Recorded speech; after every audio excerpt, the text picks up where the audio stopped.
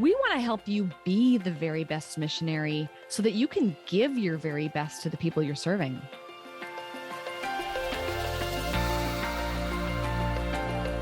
What makes this podcast unique is it's done by missionaries for missionaries.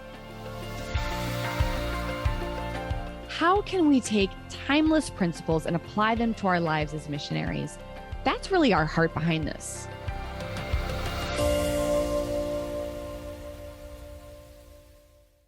Welcome to this episode of the Modern Day Missionaries Podcast. Today, I'm so pleased to have with us Doctors Bill and Kristi Gaultiere. They are both doctors of psychology, and they are the founders of Soul Shepherding, which is a beautiful ministry that serves pastors, leaders, missionaries, churches, and really anyone wanting to thrive with Jesus in emotional and relational health. At the Soul Shepherding Institute, they offer retreats, they offer a certificate for becoming a spiritual director, and a wealth of resources. These two can content create like nobody I know. They have a podcast called Soul Talks. They've got a ton of books. They're authors. I've got their latest one, which we'll be talking about today, which is Healthy Feelings, Thriving Faith.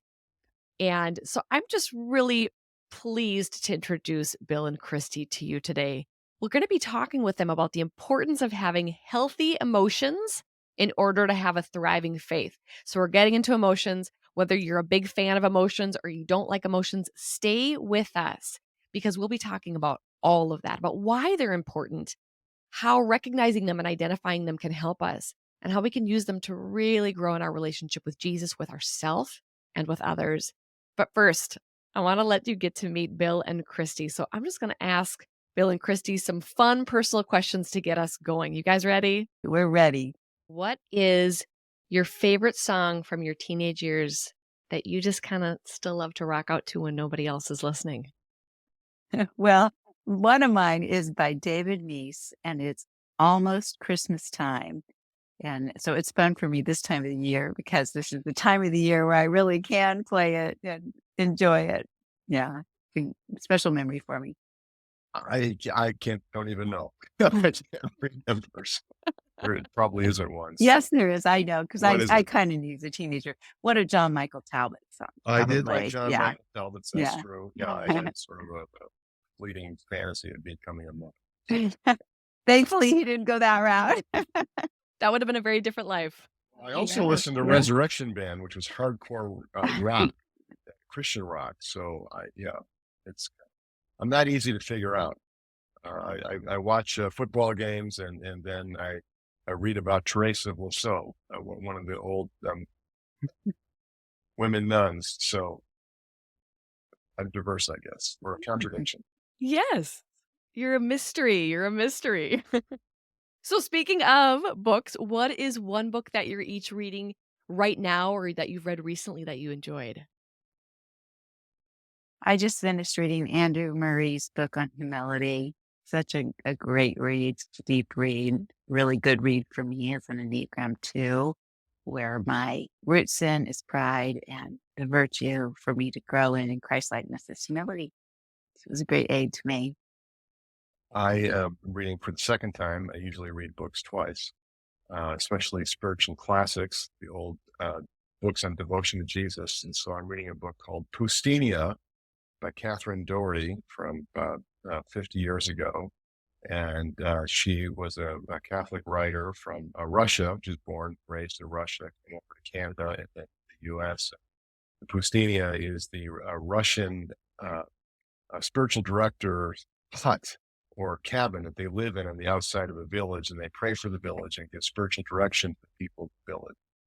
And I read books like that because it helps me to slow down, to be more prayerful, more reflective, just to remember the heartbeat of why I do what I do with Kristi and Soul Shepherding.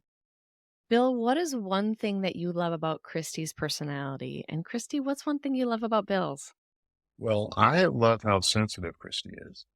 And I love that she has learned to be courageous and lean into being a woman with deep emotions, deep feelings, tender heart, because she was raised in a context where that really wasn't a thing, and it was something she had a lot of hurt and shame over, but to see her be a courageous, wounded healer and confident expressing that side of herself, because it blesses me so much. I just appreciate so much her empathy and compassion and tenderness. Thank you. And about Bill, one of the things that I so appreciate about his personality, Bill is really earnest.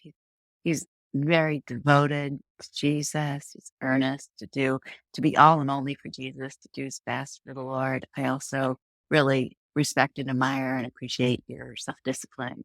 Very, very self-disciplined, self-controlled, and really eager to be all that he can be in his life to bring glory to Jesus.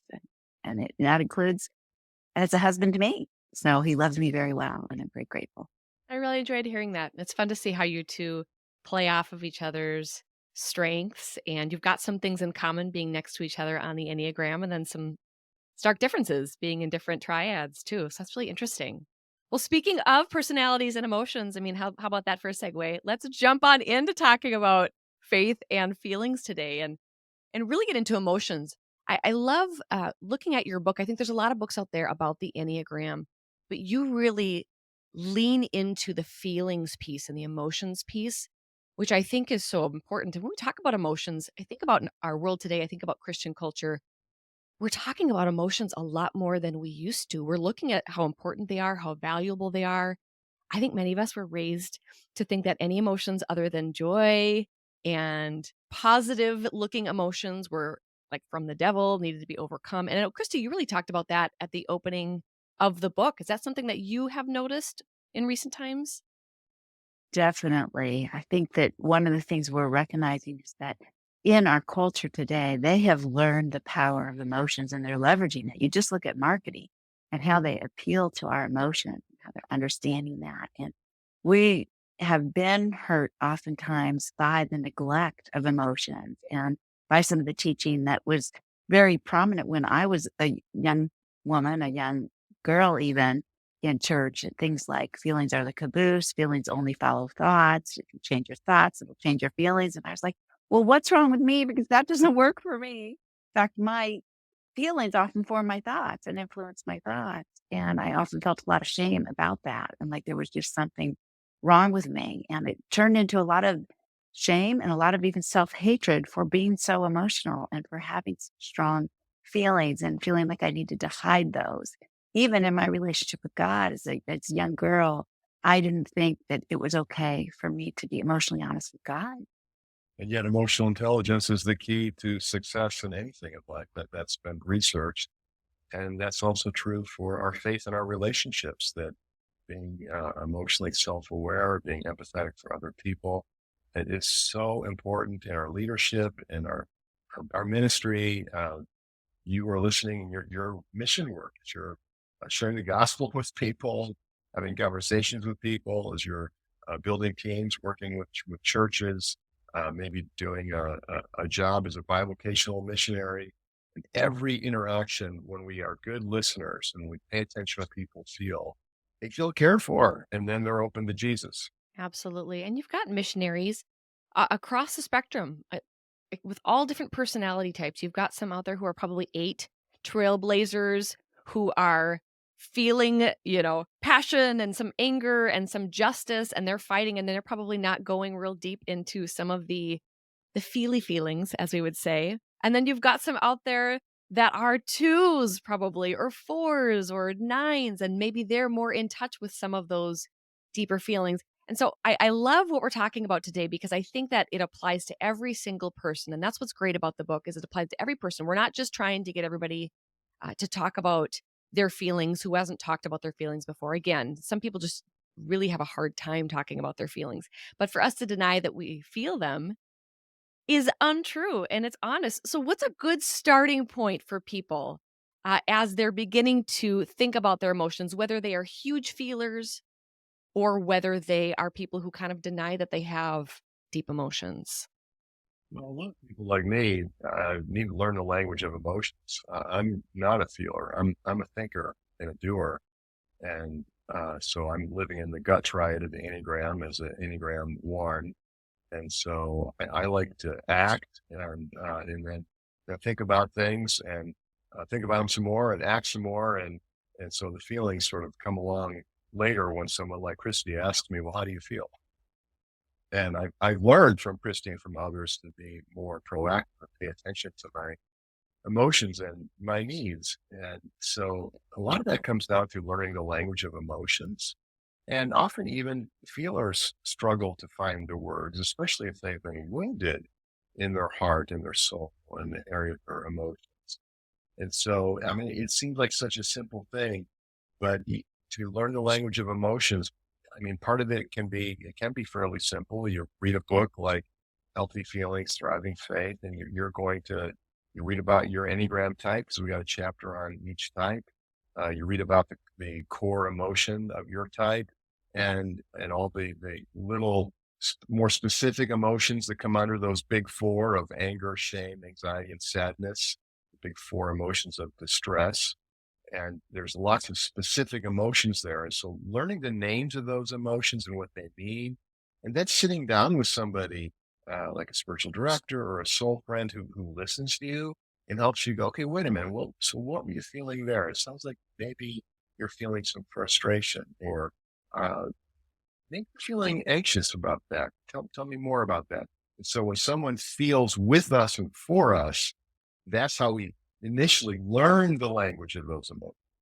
And what is so important about learning the language of our emotions? Why is it so important to be able to be specific about what it is that we're feeling? Well, there's many reasons why. One of those reasons is because it fosters intimacy. As I began to become more emotionally honest and aware in my relationship with God and my relationship with Bill, it greatly fosters the intimacy in my relationship with both God, with Bill, with others that I'm safe with in order to be able to be emotionally honest. When we are holding back our emotions, we're hiding a, a key aspect of our soul. And the other thing is when we are repressing our emotions, oftentimes that will come out in ways that are destructive, come out in ways that are destructive to us physically, oftentimes in the form of a sickness or an ailment, a pain in our body. It will get disruptive sometimes where we will repress emotions so much until all of a sudden we can't hold it down anymore, hold it in anymore.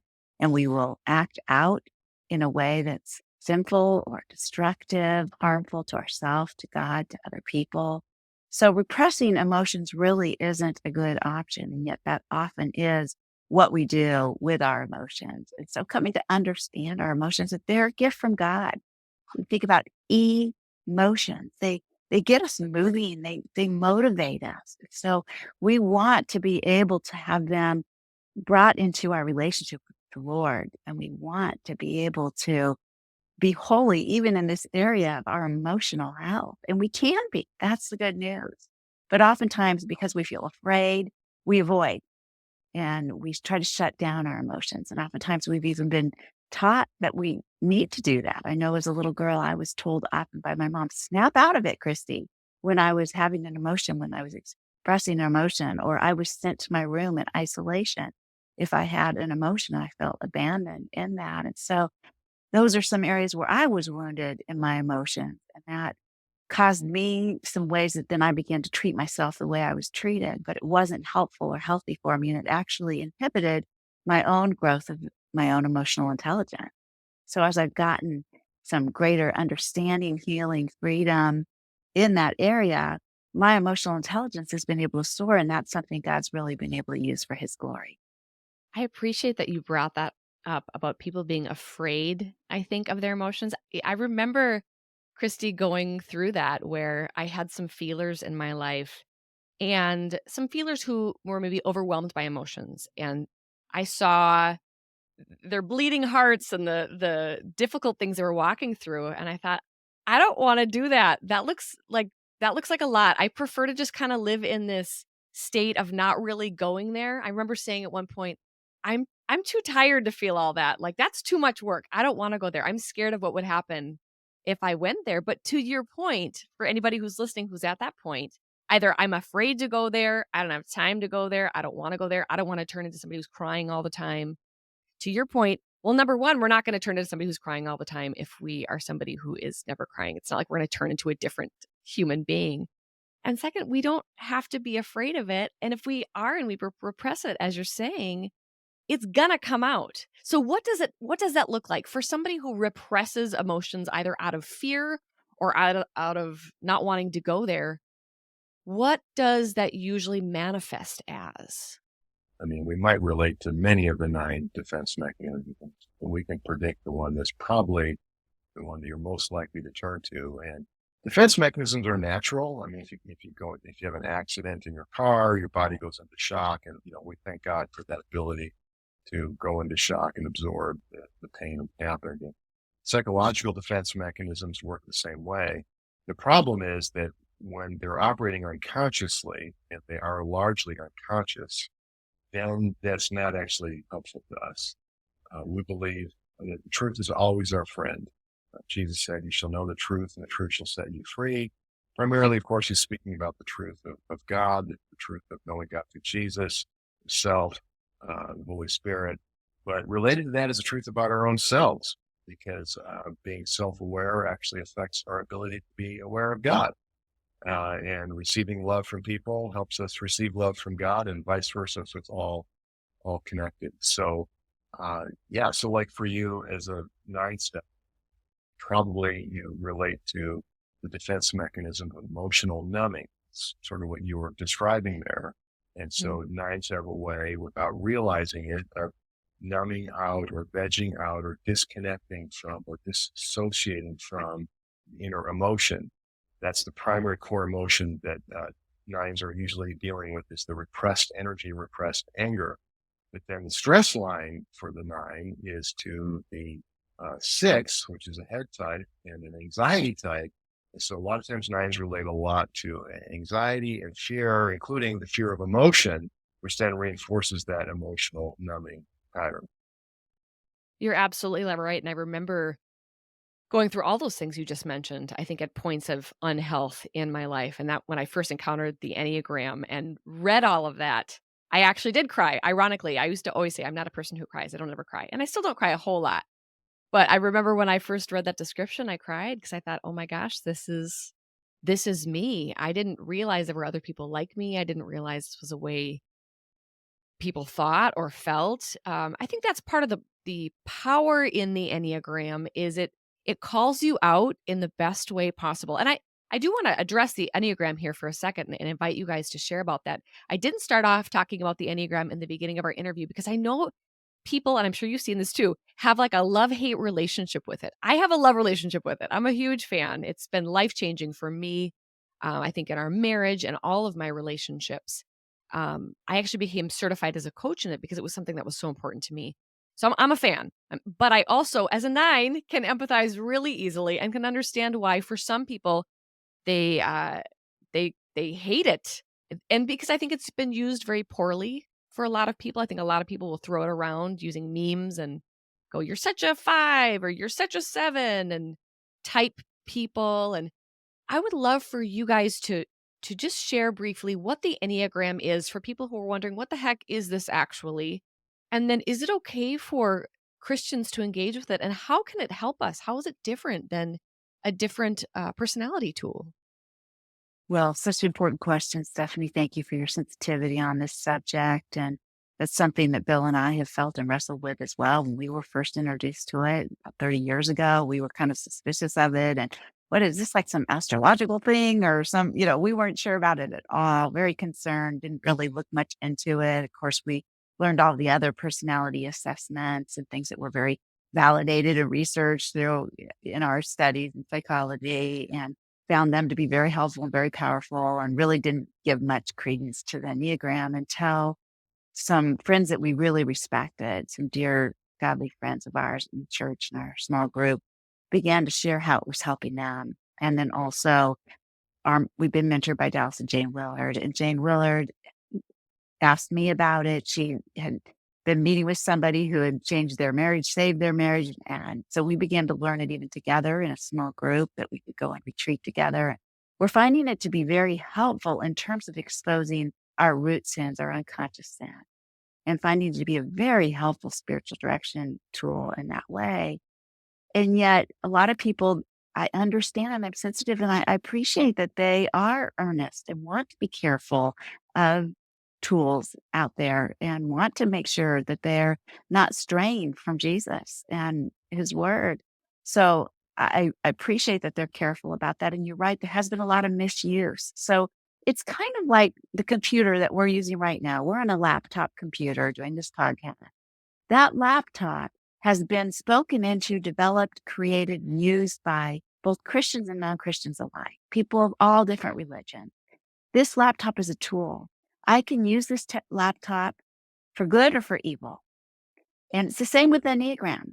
The Enneagram, while it originated in the early 300s by the Desert Father, Evagrius, who identified the 7 deadly sins. And then since then, there were added the other 2. That's what the Enneagram is. Enneagram just means 9-point diagram.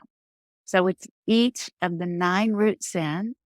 And then our personalities really being formed around those root sins as ways to try to secure ourselves. So if we understand the Enneagram rightly and helpfully through Christian worldview, we come to see that actually we each have a false self, and that's what our Enneagram type is. It's our personality. It's a false self of trying to secure ourselves, trying to succeed, trying to protect ourselves in a world where we have been hurt, we've been injured, we've been damaged by being sinned against by our own sin.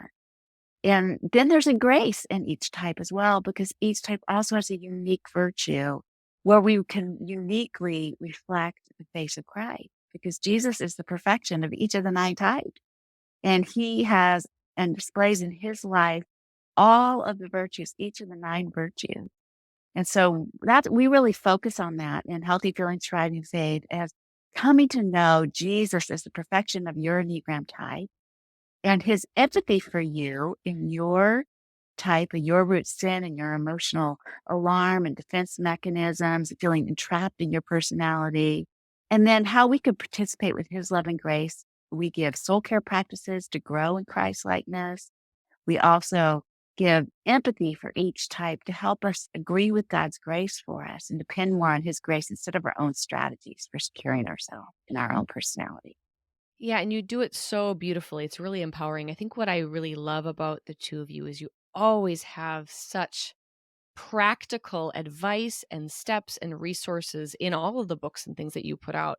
So as I was going through it and just even reading through my type, I mean, you've got specific things that a 9 can do to grow, specific and the specific challenges that a 9 would deal with, and with all the types. So for somebody who's reading through it, you're reading through it kind of going, okay, what am I identifying with in these? Which one of these numbers most is calling out to my heart? And sometimes you need the help of a friend who knows you really well, especially if you've got big blind spots. I know some numbers are have larger blind spots than others, and it's like, this isn't me. I couldn't possibly be this. You talked about it actually in your book. I know, Kristi, you were saying when you mentioned so gently to Bill that perhaps he might be a one, and Bill, you were like, I don't. Am I really? Are you sure about that? Yeah, I was there putting it nicely, Stephanie. I'm But I'm not a 1. I don't struggle with resentment. I don't like this test. I'm a 3. I'm a achiever, or I'm a 7. I'm an enthusiast. So it's like, yeah, my defense mechanism is reaction formation, and so I got angry, and I was like, oh, actually, this is really nailing me, but in a good way, because it's opening my eyes to what I need to admit to, and it's giving me a path. So yeah, what Chris is saying is that the Enneagram is not the be all and end all. It's just a tool. And when you put that tool in the hands of Jesus and you're rooted in scripture, which is very easy, at least for us to do with the Enneagram. And that's what our book is all about. Wow, it's so helpful because like you're illustrating, Stephanie, now we can begin to predict some of the sin struggle, the temptations, the emotional challenges, like we were saying, the core emotion, the stress emotion. We can look at, well, what's the virtue we especially need to develop by working with God's grace? And what's the key soul care practice to get us there? And so we predict for each of the types, what's like the main soul care practice they probably most need to work on.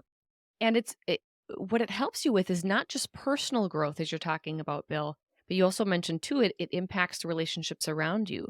So for me, as I grow in my type, my family has a little dance party because all of a sudden, mom isn't just glazing over everything. I mean, I was overly positive, overly harmonious, and minimized a lot of my family's feelings. I've got a family, they all have a lot of big feelings. And I was the great minimizer. I'm like, it's fine. Their intentions were good. Shake it off. No big deal. I grew up in a very positive family too, with parents who were 2 and 7. So real positive all the time. But I've got some feelers in my house who just needed to know, like, hey, can you validate my feelings? Can you listen to what it is that I'm saying? Can you care for me in this way? And for years, I didn't. And the Enneagram actually helped me realize what I was doing. And it gave me some tools to change. And so I now like listen to my family and they just love it. And when they tell me something hard, I say, yeah, that sounds really hard. Tell me more about that. Good. It's That's Yeah. been beautiful it's stuff. been a game changer. So for I'll see. everybody who's listening, there's tools to help you and there's tools to help other people in your life. And I think about missionaries, so often they're working on teams. So you're working with not only your family, but you're working with other people. It also helps you when you can figure out somebody's personality type. Again, not to stick somebody in a box or not to assume they are a number. But let's say that you realize that somebody is just very defensive and that's a part of their personality. Well, then you can learn how to change your communication to be more gentle, to come at it from a different approach, to give them grace in that area, to hopefully make that a little bit easier in your working relationship. How have you seen it impact people in their relationships? Well, it's been super helpful to me to have this understanding and to be able to understand the type of somebody else that I'm in relationship with because it does increase my empathy for them and to be able to see things through the lens that they are perceiving experiences in the world and even me. And that's often very different. And before understanding the Enneagram, I would have missed it. It also really informs my ability to pray for them. It's been such a helpful tool in helping me to intercede for other people and understand how to participate with God's love and grace in their life. It's been huge for that. It's been very eye-opening and helpful in terms of coming to recognize that my perceptions aren't always right on, that they are just often that, my perceptions, the way I'm seeing it, and that to be able to learn and benefit from somebody else who sees it very differently and to be open to that, that has been incredibly helpful too. And it's expanded then my ability to team with them for God's kingdom. It's been super helpful for you and I, Bill, even in our ability to love each other and to not react to each other because we have a greater sense of understanding of what the other one's experiencing and that empathy helps us to be able to extend grace and love to each other more and Mhm. understand. Yeah, as you illustrated in your stories and mom stuff, Mm, for all of us, our self-awareness greatly impacts our ability to be aware of and empathetic towards other people. And so I think that's so important for you who are listening as missionaries, as Christian workers that are serving the Lord and sharing the gospel with people, doing life with them, loving them, discipling them to Jesus, because the call of the gospel is so great. And so we sacrifice, we pour out our life to develop these relationships and to lead people to Jesus. And it's all about the people that don't know Jesus and helping them come into an intimacy with God and the call of God upon their life. And of course it is.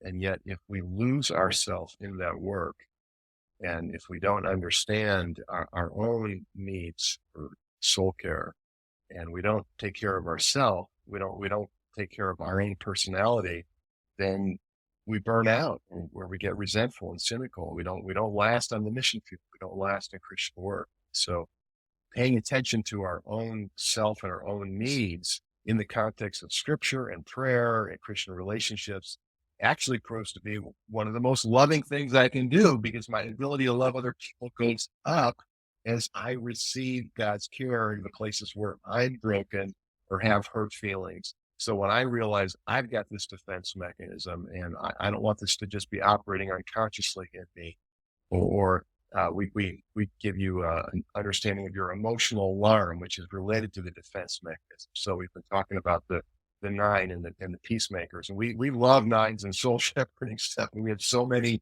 nines that come into our ministry. One of the things that we've discovered is the nines make great spiritual directors. We train spiritual directors, and so that's probably a big part of the reason why a lot of nines connect with soul shepherding. The emotional alarm for the nines is that you illustrated it earlier, Stephanie, but it's accommodating others. And it's really just like the strength of the personality type sort of getting bent on out of alignment. Because to be sensitive to other people, like I affirmed Kristi as a two, as a helper, the beginning of the conversation, to be sensitive to others is a beautiful thing.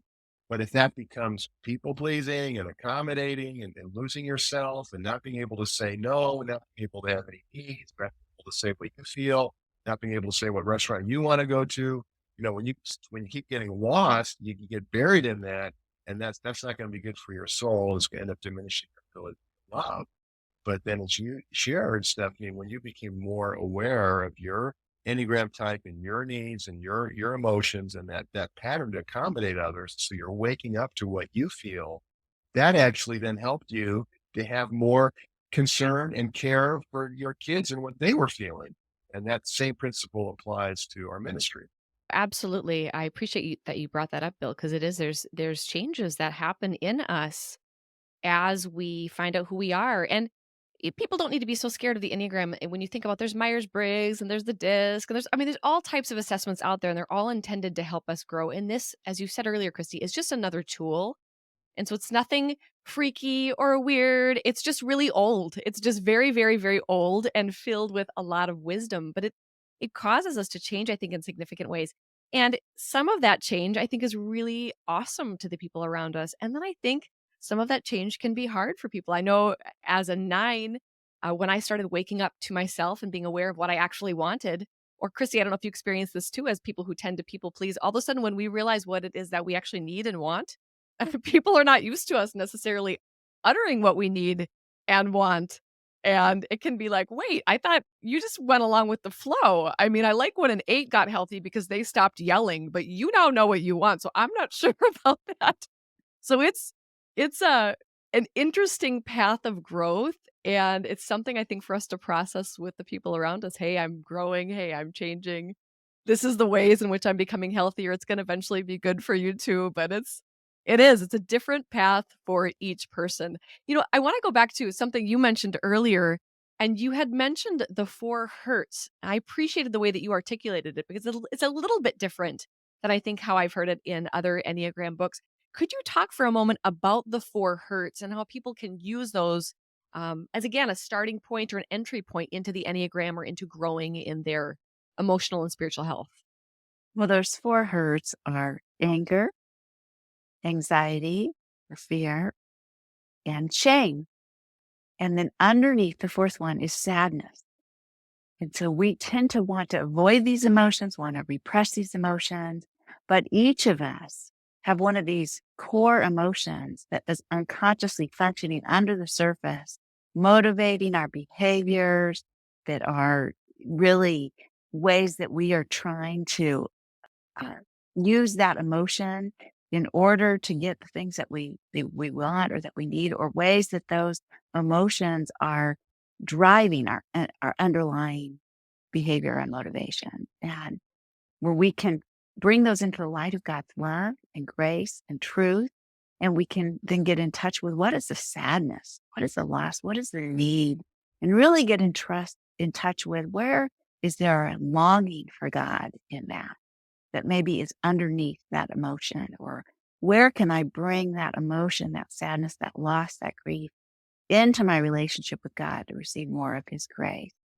So like last night, Kristi, I was having some frustration, and the Enneagram helped me because instead of just doing my defense mechanism of reaction formation or not listening to my emotional alarm is feelings of personal obligation. As a one, I will start to feel like, oh, there's a problem here in our ministry and I've got to fix it. never mind, I've got 20 people on staff that could help here. I got to fix it. And so waking up the emotional alarm, wait a minute, it's not all up to me. I don't have to all, I have all the ideas. I don't have to do all the work. It's a blessing to collaborate, to share the work. And so hearing that alarm and knowing that I'm an anger type, I began to talk with you about how I was feeling. And then Kristi helped me identify not just the anger that was in there that I don't like, because that's the thing is that Kristi said your core emotion is probably something you don't like and you deny. And so that's the tricky thing with personality that the Enneagram really helps us with is that so much of our personality is unconscious. So even though I'm a psychologist and I've like experienced therapy and I've give therapy and I've like learned a lot over decades, I still fall into patterns of denying my core emotion of anger. So processing the events and the situations with you, Kristi, last night, and you're giving me empathy. And then I'm realizing, wow, there's like a lot of inadequacy in there. There's a lot of shame in there. That's my stress emotion. It's a 1. I have a stress line to the 4, which is the individualist, and that's a shame type. And so then there was shame in there. And so Kristi's helping me understand and she's giving me empathy for that shame. And so that's the way it works as we process. Right? See, I'm getting language for in this situation, this was actually going on. And then I got to a place where I was more relaxed and peaceful because I felt understood. Kristi prayed for me. I received God's grace in that. And so I came back to myself. And this morning I feel great. And it was a gift to me that you were able to be emotionally honest with me and invite me into what was going on for you. Because if you hadn't, and I was just perceiving the anger, I would have wanted to avoid that anger. I would have started orbiting around you, trying to plead you to try to secure myself and avoid that anger.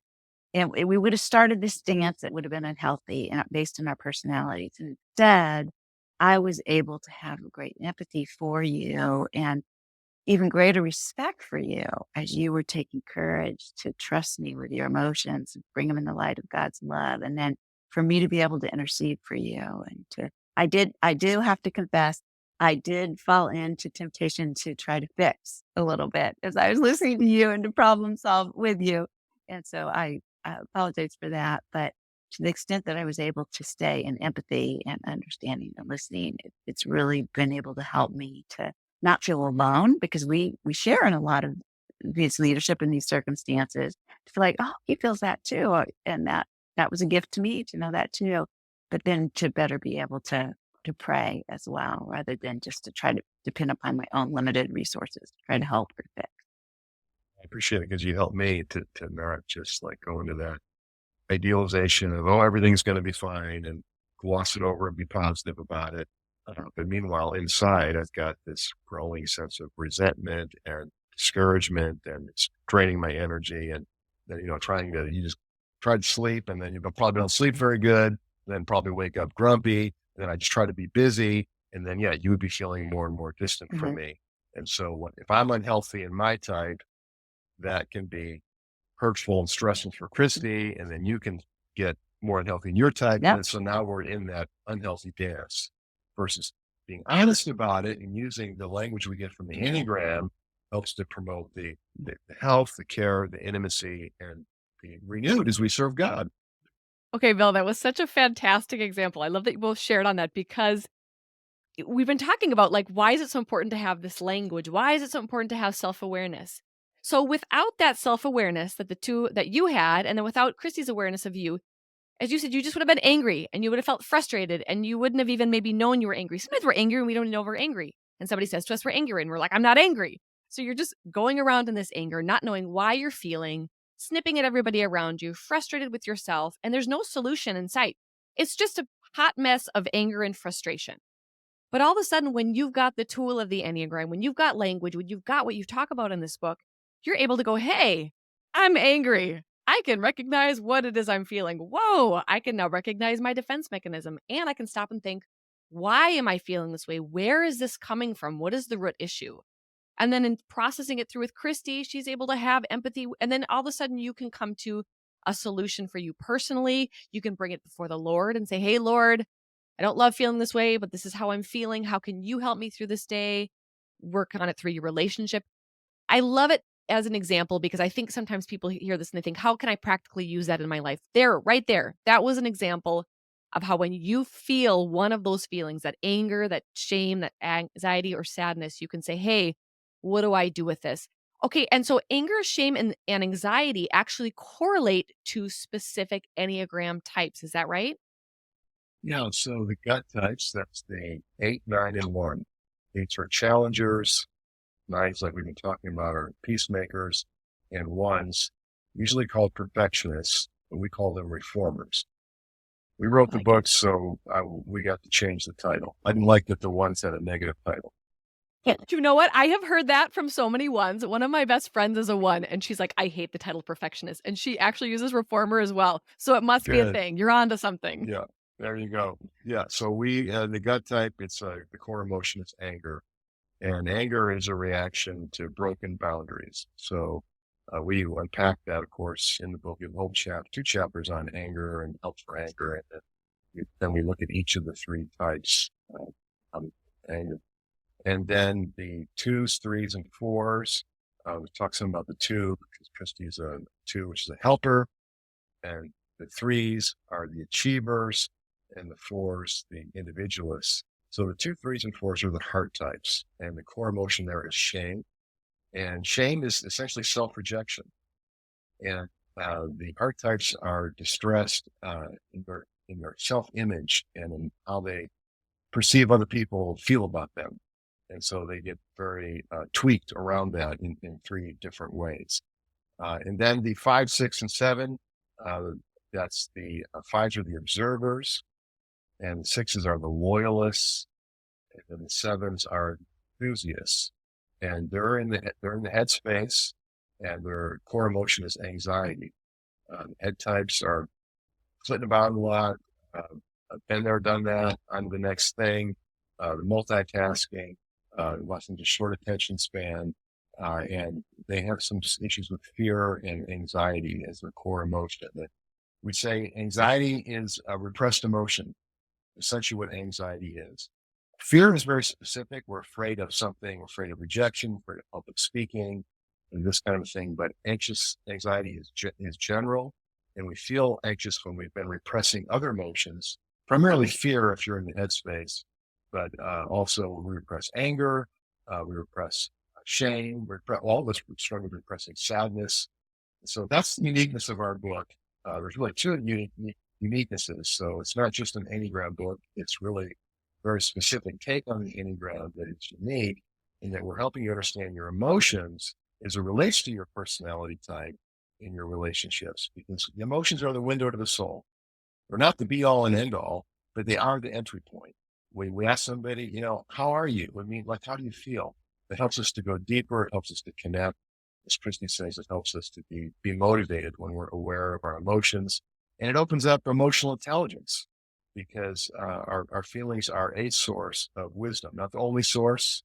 Of course, our thinking is very important as well. We can go to the Bible for truth, but we read the Bible, and if we read it well, we're going to have some feelings about it. And that helps us in our relationship with God. Then the second thing that's unique about our book is we're leading the reader, to Jesus. And Kristi talked about that some earlier, but we're showing you Jesus in your type. And we're going back to the Gospels and telling you stories about Jesus as the perfection of your type, to give you that vision of who you can be by God's grace, and by walking on this path with Jesus and using the tools that we give you, you can learn to become a healthier, more loving version of your personality type. It was really a goal for us that our readers, if they read our book, would just find themselves worshiping Jesus more and more. And as they finish the book, to just be more and more enthralled with Jesus, and how beautiful and glorious and loving and good and gracious he is. And also being able to receive more of his love and grace through his empathy for them. Yeah, I mean, I just celebrate each of the 9 faces of Christ. Each Yeah. Enneagram type, in its health and perfection, is another face of Jesus. Mm. Well, and it makes me think of the book Gentle and Lowly, where Dane Ortland talks about how we can run to Jesus, and he loves to help us in our weaknesses. Like, he loves it. He loves when we run to him in our weaknesses. And so I look at this, so often we discover our Enneagram type by looking at our hurts, by looking at our defense mechanisms by looking at some of the negative things. That's how we can find out who we are. But once we've kind of identified those and seen our weaknesses, we can run to Jesus, as you said, and he is there ready and willing to take us, not just ready and willing, it's beyond willing, eager to embrace us and help us show who we can be in him. So we're fully loved at every stage of health. But Mhm. of course, he loves us so much that he's not going to leave us that way. He's calling us into who he's made us to be. And I love reading stories now in the Bible, like what you were saying, and just reading some of the things Jesus said, some of the things Jesus did, and thinking, oh, I see the 4 side of Jesus there. Oh, I see the 7 side of Jesus there. Or watching The Chosen and just noticing all the different aspects of him. He's all of it. As God, he has all of that goodness in him. And so he can relate to each one of us wherever we're at. So no number is better than another, even though I feel like everybody wants to be a 7 some days. No number is better than the other one. And we are all an amazing reflection of who he's made us to be. I can't thank you both enough for coming on and sharing on that today. I know we just barely skimmed the surface. People usually, after hearing about the Enneagram, especially of today, I feel like they're going to be left with way more questions than answers. And they're probably, not going to feel necessarily confused, but just really be wondering what this is all about. So obviously, we want them to pick up the book. Make sure to pick up Healthy Feelings, Thriving Faith, to not only find out your type, but to find out just more how to grow in health and how to be better in your relationships with one another. What are other ways that people can connect with soul shepherding and the many resources that you both have to offer? Well, if you go to soulshepherding.org/Enneagram, you'll find the write-up on healthy feelings, thriving faith, growing emotionally and spiritually through the Enneagram. We have a secondary book on the Enneagram called Your Enneagram Map that is self-published. You'll find that there. You'll find a link to a free Enneagram and emotions assessment where you can, each question to help you determine your Enneagram type asks you about your emotional experience within your type. And so that's free and you get immediate results. You get immediate recommendations for your Enneagram type. We have a video course as well that unpacks the material in the book, also called Enneagram and Emotions. And then the best thing would be if you come to a Soul Shepherding Institute retreat week and spend 5 days with Kristi and me in a community of 40 missionaries, pastors, other leaders, spiritual directors, coaches, all Christians that are serving the Lord. Come with your spouse or come alone and be in a beautiful venue. And for 5 days, we'll go deeper with Jesus. We'll help you experience a really authentic community that will be nourishing and encouraging for you, mentor you in the practice of spiritual disciplines like solitude and silence and scripture meditation and soul talk and talking with the spiritual director. So that's our Soul Shepherding Institute retreats. And we often have missionaries who will join us by Zoom on that because of the international travel sometimes being challenging. So that is definitely an option for you. If you can't make it in person to a retreat, it's still available to you to participate. A lot of people will be able to go to a place in their area where they can still have boundaries around their regular life and work in order to really come away with Jesus. But then to get the guidance, the community, the training, the teaching, to participate in the rhythms of life with us all. We found Zoom participants really appreciating, loving, and benefiting, being very fruitful or renewing for them. So we would love to have any of you in the modern day community here to join us on a Soul Shepherding Institute retreat. There's 4 different themes around those. One is spiritual formation. Another is spiritual and psychological development. Another is soul care ministry. And another is relationally healthy leadership. If you want to go all in, we offer a training program, a certificate in spiritual direction, or a certificate in coaching. This can be applied to your work as a missionary. Oh, that's fantastic. And I believe Amy mentioned to me too, who works over at Soul Shepherding, that there is also a monthly membership where they can have access to Soul Shepherding resources. Is that right? That's right. That's the Soul Shepherding Network, and that's available. You can find more information on that at soulshepherding.org as well. At our network, we've got a vault of resources there, as well as some groups available in there. So that would be something to check out, as well as in our store, lots of resources, both electronic versions of our books, audio books. I know missionaries sometimes prefer that over the physical because of storage space and traveling, but we would just love to support you and resource you personally in your NMC with Jesus, your growth, and your emotional and spiritual health and effectiveness for fruitful ministry. One more way we can do that is called healthy pastor care or healthy missionary care.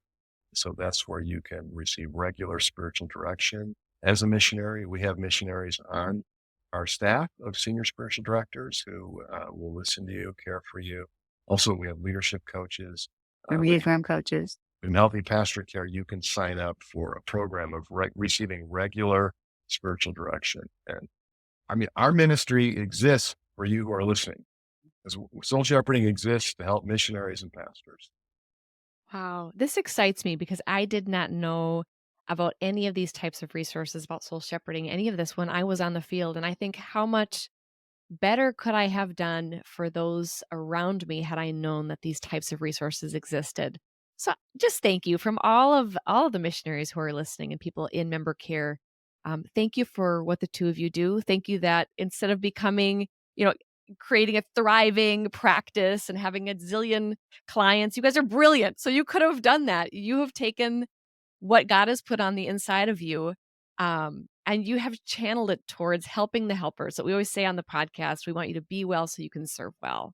And that's really what you do. You help people be well. So on behalf of all of us, thank you for what you do. And thank you again so much for coming on today. It's a joy and an honor. Thank you, Stephanie, for the work that you're doing in the Modern Missionary Podcast and all the encouragement and wisdom and resources and care that you're bringing to missionaries and others. And thank you, each of you who are serving the Lord and being faithful to Him on mission for Him. It's our joy to be able to bless you and get just a little piece of the work that you're doing that we couldn't do, but we can team together with you and for the kingdom of God. And you matter. God sees you. He loves you and wants you to receive the care that you need in order to be able to overflow and to the people He's called you to serve. Amen to that. Well, thank you again, Bill and Kristi, so much for being with us today. And to everyone else who's listening, we will look forward to seeing you on our next episode.